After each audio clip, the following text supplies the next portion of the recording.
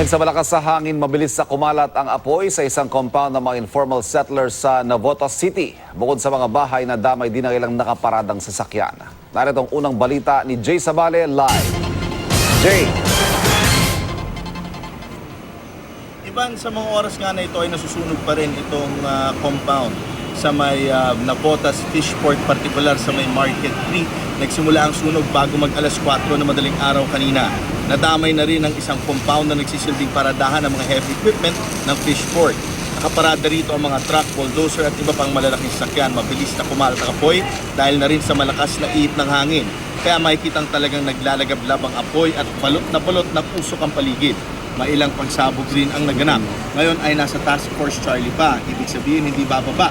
Sa 40 truck ang kailangan at dapat pinapupunta at pinangisawaan pala sila ng Deputy Regional Director. Batay sa inisyal na ulat ng Red Cross Volunteers na nandito wala pa namang napapaulat na injured.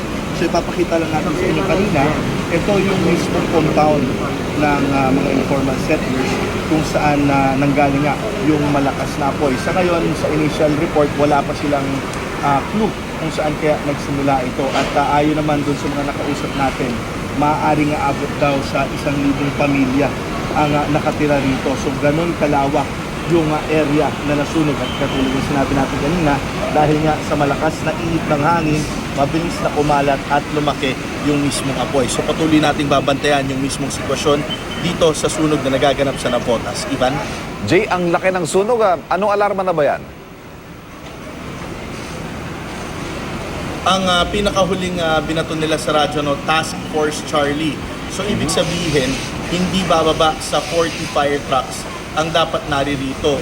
At yung mga fire trucks din ng mga karatig lugar ay kailangan na rin responde bukod pa sa mga volunteers. Ivan?